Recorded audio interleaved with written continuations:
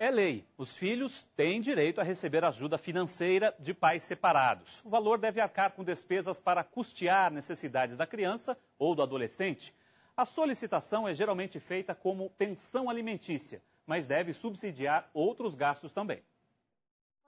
Fabiola tem 2 filhos e é separada dos pais deles. Pediu na justiça a pensão alimentícia para as crianças. Foi o jeito que encontrou para garantir melhores condições de vida para os meninos. Que os meus filhos tenham condições financeiras de ter um colégio melhor, de se vestir, de passear. E esse é o meu objetivo agora, já que eu não posso contar com o carinho dos pais, com a presença deles. Os pedidos de Fabiola na Justiça foram feitos por advogados do Núcleo de Práticas Jurídicas da Pontifícia Universidade Católica.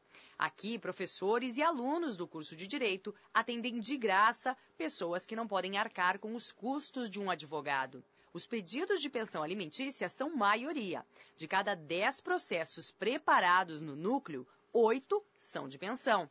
A professora explica que, apesar do nome, a pensão não é apenas para alimentos. É o comer, é o vestir, é o morar, é o ir e vir, ou seja, o transporte, é a assistência médico-odontológica, é a escolaridade, enfim, são todas as questões fundamentais a qualquer sujeito humano. Quem determina o valor da pensão é o juiz. Caso o acordo não seja cumprido, a pessoa responsável pela criança pode pedir a execução da pensão. Para pagar parcelas antigas, a justiça pode determinar a penhora de bens. Já para quitar as 3 últimas parcelas, o juiz pode pedir até a prisão do inadimplente. E você vê um quadro de descaso, por exemplo, e não é incomum, infelizmente, que o sujeito que deva alimentar não pague. Não pague porque não é prioritário para ele pagar.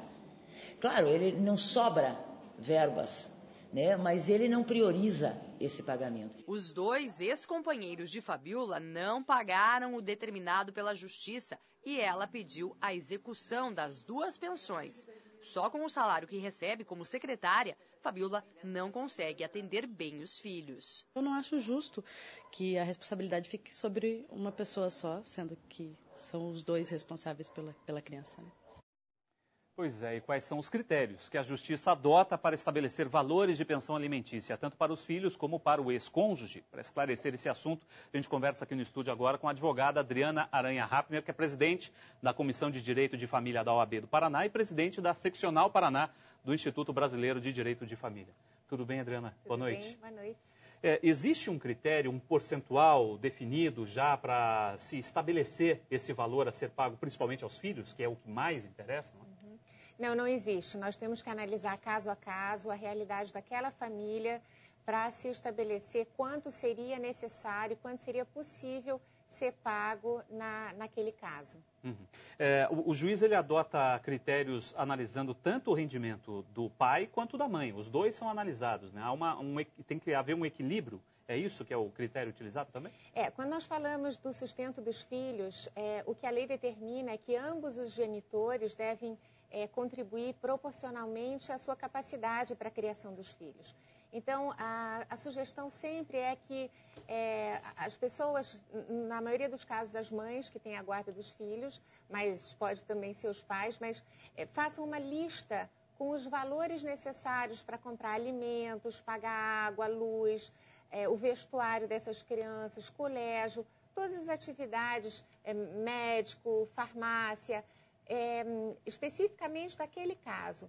E aí, se chega ao valor necessário para aquela criança ou para aquele grupo de irmãos. Aí os pais vão ver o quanto eles recebem e como eles vão dividir esses custos entre eles. No caso do filho ou da filha já ser maior de idade, estar, por exemplo, cursando uma faculdade, cabe nesse caso também o pagamento da pensão? Ainda cabe, porque nós entendemos que a pessoa precisa poder se sustentar. Então, se ela está cursando um curso universitário, ela ainda não pode, na maioria dos casos, né, a não ser que ela esteja estudando de noite, consiga trabalhar durante o dia, mas senão ela não tem uma remuneração que permita seu próprio sustento. Então, tendo condições, os pais vão continuar contribuindo até que ela possa concluir a graduação e num período de 6 meses, no máximo 1 ano, que ela possa se inserir no mercado de trabalho e aí não precisar mais da contribuição dos pais. Agora, doutor, o número de pessoas que se separam no Brasil a cada ano parece que cresce. Segundo o IBGE, o último levantamento, quase 2 milhões de pessoas se casam todos os anos e 400 mil pedem o divórcio. Como fazer para que esse problema da pensão alimentícia, quer dizer, não se torne um problema, se torne uma solução e não acumule ainda mais as varas de família no Brasil inteiro? O que é sempre importante é que as pessoas falem as expectativas delas, porque às vezes quando duas pessoas se conhecem, ficam apenas pensando nas questões emocionais, pensando em ficar juntos e não cuidam das questões práticas. E o sustento é uma questão absolutamente inerente à vida das pessoas. Então elas precisam conversar como elas planejam ter aquela vida delas, que tipo de vida que elas imaginam proporcionar para os filhos, se ficam satisfeitos com uma escola pública, pretendem que os filhos possam cursar um colégio particular. Então, há necessidade desse planejamento. E depois, outra coisa que nos últimos anos fez crescer o número de divórcios, eu acho que tende a se estabilizar com o tempo, porque, especialmente com a emenda constitucional, que agora completou 1 ano, nós tivemos vários casos de pessoas já separadas de fato e que não buscavam a legalização dessa situação pelo trâmite que era bastante extenso. A burocracia, né? Exatamente. E agora se tornou mais fácil e elas vieram a regularizar, a legalizar a situação que elas já vivenciavam.